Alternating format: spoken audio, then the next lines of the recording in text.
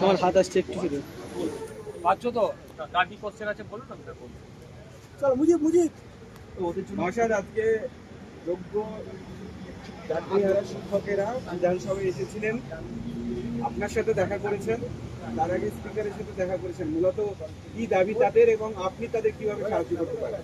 দেখুন, তারা আমাকে একটা দাবি সনদ নিয়ে আমাকে দিয়েছে।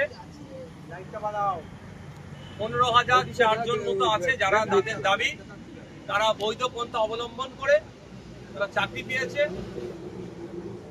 প্রাতিষ্ঠানিক দুর্নীতি তারা স্বীকার করছে। তারা রাজ্য সরকারের উদ্দেশ্যে বার্তা যে আপনার এক্সাম যে কন্ডাক্ট করার চেষ্টা করছেন, যে ফর্ম ফিল আপ হচ্ছে, ফর্ম ফিল আপের ডেটটা 1 মাস পিছিয়ে দেন। ইতিপূর্বে আমরা এই যে 26,000 চাকরি বাতিল হয়েছে ওর মধ্যে যারা বৈধ পন্থা অবলম্বন করে চাকরি পেয়েছে তাদের হয়ে বিভিন্ন জায়গা থেকে প্রতিবাদ আমরা করছি, তাদের পক্ষ নিচ্ছি এবং রাজ্য সরকারের অপদার্থতার আমরা বিরোধিতা করছি। আজকে যে দাবিটা নিয়ে এসেছে মানবিক মুখ্যমন্ত্রী অনেক বিশ্লেষণ তার সাথে যুক্ত করে, অবশ্যই তার ভালোবাসার মানুষেরা তাকে 101টা বিশ্লেষণ দিতেই পারে তার নামের সাথে, সেখানে কোনো আমার বিতর্ক নাই। কিন্তু আমি একজন বলবো, মানবিকতার খাতিরে এখন যে দাবিটা নিয়ে উপস্থিত হয়েছে এটা রাজ্যের মুখ্যমন্ত্রীকে আমি বিধানসভার মধ্যে অবশ্যই বলবো এই বিষয়টা, এইটা মান্যতা দেওয়া দরকার। যে আপনি বারবার বলেছিলেন, বিভিন্ন মঞ্চ থেকে বলেছিলেন যে এই শিক্ষকদের তারা পাশে থাকবেন এবং এই শিক্ষকদের যত রকম plan A, plan B, plan C, বিভিন্ন প্ল্যানের মাধ্যমে এদেরকে আপনারা ইনশিওর করেছিলেন যে এদের পাশে আপনি থাকবেন। সে কতটা থাকছেন না থাকছেন এখনো বোঝা যাচ্ছে।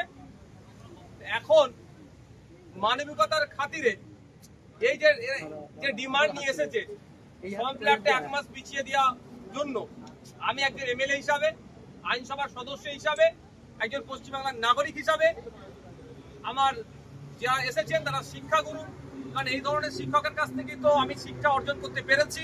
পারিবারিক শিক্ষা থেকে যতটুকু বলতে পারছি, তাদের একটা গুরুত্বপূর্ণ অবদান হচ্ছে আজকে যারা সামনে দাঁড়িয়ে আছেন শিক্ষাগুরু। তো এই শিক্ষাগুরুদের জন্য আমি আবেদন করছি মিডিয়ার মাধ্যমে রাজ্যের মুখ্যমন্ত্রীর কাছে যে ডিমান্ডটা আছে 1 মাস পিছিয়ে দেওয়া হোক। এরা আশা করছেন এনারা যে সুপ্রিম কোর্টে রিভিউ পিটিশন হয়েছে বা এনাদের পক্ষ থেকে যে মামলা হয়েছে, দেশের আইন বিচার ব্যবস্থার প্রতি আমাদের সকলের আস্থা আছে। সেই জায়গা থেকে যারা আমরা বৈধ পন্থা অবলম্বন করে চাকরি পেয়েছি তারা নাই ফিরে পাবে। সুতরাং এখানে বিতর্কের কোনো জায়গা নাই। যে বলছিলেন কিছুদিন পূর্বেই যে 25,000 20,000 টাকা করে দিতেও প্রস্তুত, রাজ্যের কোষাগারের অবস্থা খুব একটা ভালো নয়, আমাদের সরকারি কর্মচারীদের প্রাপ্য দিয়ে কেন্দ্রীয় সমাহারে দিতে পারছে না কেন? রাজ্যের অর্থনৈতিক অবস্থা খারাপ। হসপিটালে ডাক্তার নাই কেন ভাঙড়ে? প্রশ্ন যখন করি।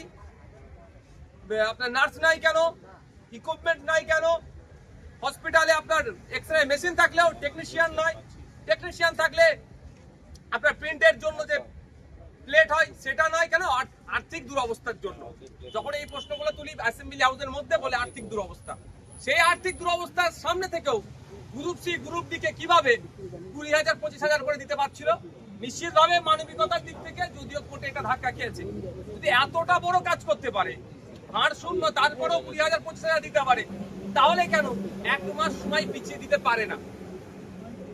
আমি অনুরোধ করছি, এখন অনুরোধের ভাষায় বলছি যে 1 মাস সময় পিছিয়ে দেওয়া হোক, যে এরা যে শিক্ষকরা এসেছেন যে ডিমান্ড সেটা রাখা হোক। পরবর্তীতে নিশ্চিতভাবে আইন মেনে যে পদক্ষেপ নেওয়া দরকার সেটা অবশ্যই নেবে। শিক্ষকরা আজকে আপনার কাছে আপিল করেছে এই বিষয়টা বিধানসভায় তোলার জন্য, আপনি কি তুলবেন?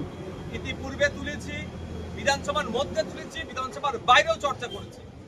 আমার যে কটা প্রোগ্রাম এখন করছি সে কটা প্রোগ্রামের সাথে আমাদের যে 26,000 যে চাকরি বাতিল হয়েছে তার মধ্যে যারা বৈধ পন্থা অবলম্বন করে চাকরি পেয়েছে তাদের কথা বারবার বলছি। অবশ্যই বিধানসভার মধ্যে আবার সোমবার থেকে 2 দিন ছুটি আছে, সোমবার থেকে শুরু হচ্ছে, অবশ্যই এই ডিমান্ডটা তুলব। মানে এই সেশনেই তুলবেন? অবশ্যই এই সেশনেই আমাদের শিক্ষাগুরুদের যে ডিমান্ডটা আছে, যারা বৈধ পন্থা অবলম্বন করে চাকরি পেয়েছেন, যে 15,000 4 জন মতো, তাদের যে ডিমান্ড আছে সেটা। Thank you. আজকে আলোচনা